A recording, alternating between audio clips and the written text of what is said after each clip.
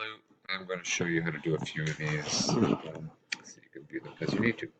Alright, and I'm going to go fast, so stick with me. Alright, let's start with number 2. I did number 1 in class. So the first thing you got to know is, what do you know about this, and what are you trying to turn it into? Well, I know in this problem how many molecules are there in 4 moles of glucose, and here's the formula of glucose. Well, I know that we've got 4 moles. What I want to know is, how many molecules are there? So I'm going from moles, the thing I know, to molecules, the thing I want to find out.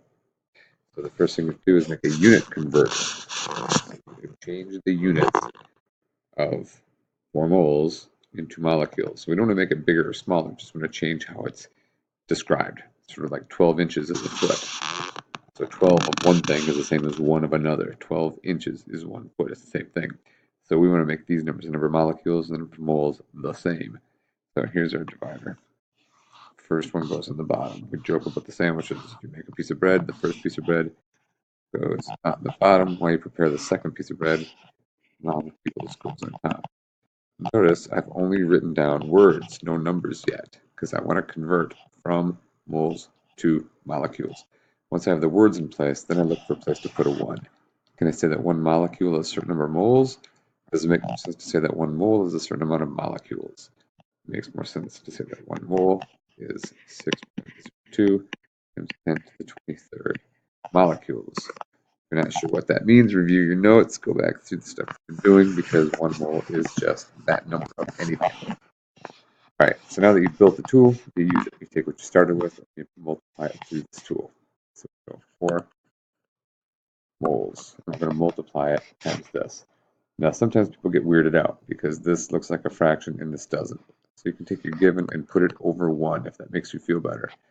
That way when you multiply, it becomes obvious that the units, moles on top, moles on bottom, cancel out, and you're left with molecules. So then all you do is you do your math. 4 times 6.02 times 10 to the 23rd, and it ends up being, I think, 2.4-ish times 10 to the 24th. And you see molecules written there, so that's how many molecules are present. All right, the next kind of conversion is between moles and mass. And here, how many moles in 28 grams of carbon dioxide? Well, what units do we know? We know the grams. What do we want to turn them into? We want to turn them into moles. So we're going from grams to moles. And we make a unit multiplier.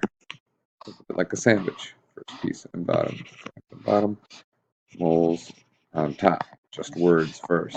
Changing grams into moles. Can I put a 1 up here? Can you say 1 mole is a certain number of grams, or is it easier to say that 1 gram is a certain number of moles?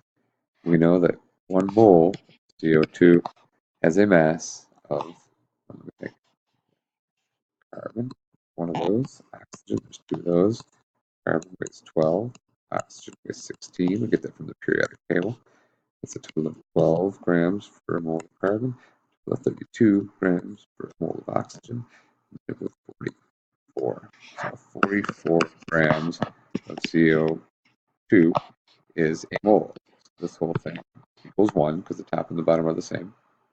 And then we can use it to multiply that number, 28 grams of CO2. Put it over 1. Multiply across. Equals, check out the units. Do they do what we want them to do? Grams of CO2, grams of CO2. You're left with moles of CO2. Looks like we got it set up right. So 28 times 1 divided by 44. I think that comes out to 0.64, and our units are moles CO2. All right. And that should make sense, because if 1 mole of this stuff weighs 44 grams, we've got 28 grams. That's kind of around half, a little more than half. 0.64 is a little more than half. All right, let's check out another type of conversions. All right, now we're talking about converting between moles and volume. And this is only for gases. The thing that keeps the whole world together for us when we're dealing with converting gases is if a gas is at standard temperature and pressure, then 1 mole any gas will occupy 22.4 liters. This tool helps us do all of these problems, but that's only for gases. This isn't for liquids. This isn't for solutions, just gases. All right, let's do the second one here, the first one in class.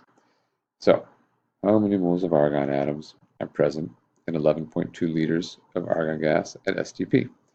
Well, what do we know here? We know liters of this gas. And it's at STP, so we can use the 22.4 liters. What do we want to turn it into? We want to turn it into moles. We're going from liters to moles. This helps us determine if we multiply or divide by 22.4. Liters is first, so where's it go in our little multiplier? It goes at the bottom. 22.4 liters is 1 mole of any gas. So here's our tool.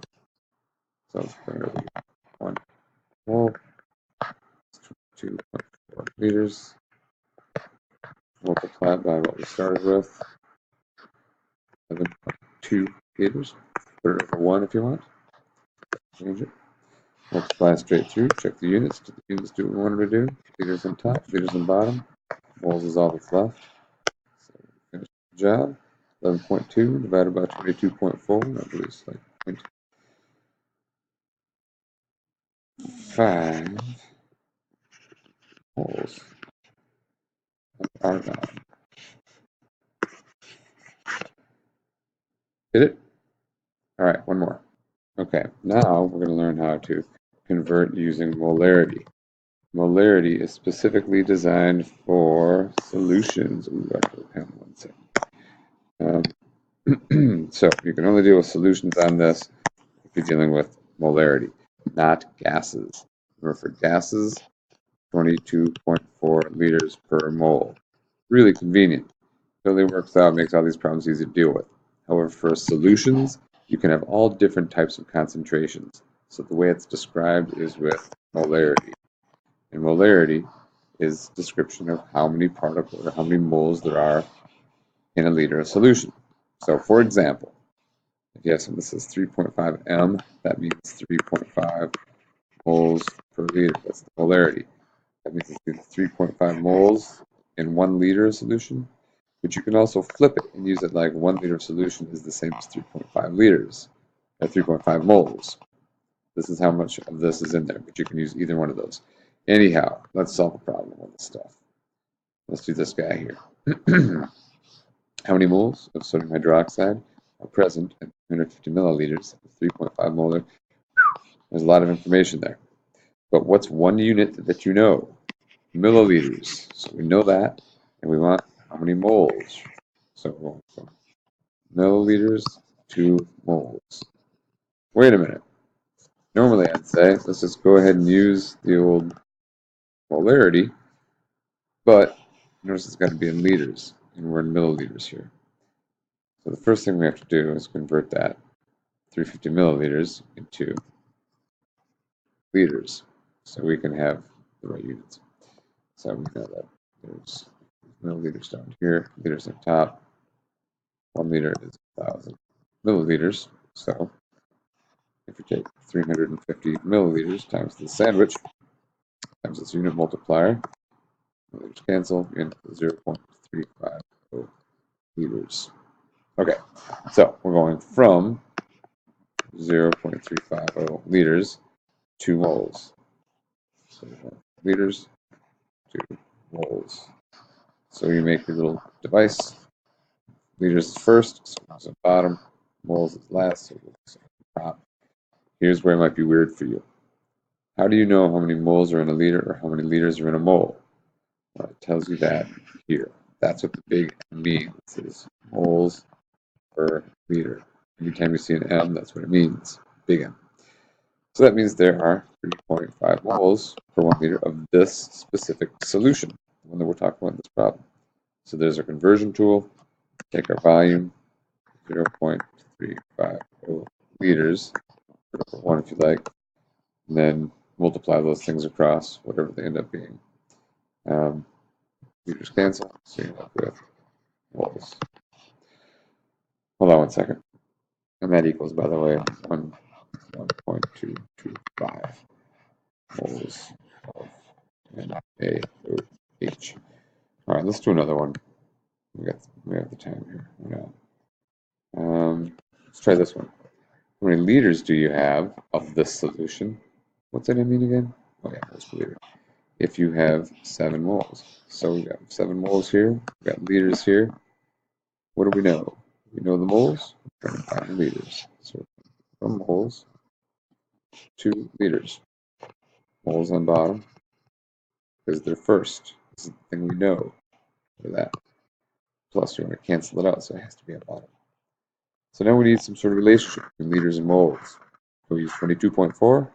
No, that's gases. We're talking about a solution here. So we look for, there it is. We know it's 3.5 moles in 1 liter of solution. There's your tool. 1 liter is 3.5 moles. That's the molarity of the solution. It's 3.5 moles per liter. That's its molarity. Multiply by what we started with, 7 moles over 1 equals 2 liters. Moles cancels. 7 divided by 3.5 is 2. All right, practice a few more. Hopefully that's working for you. Good luck, folks.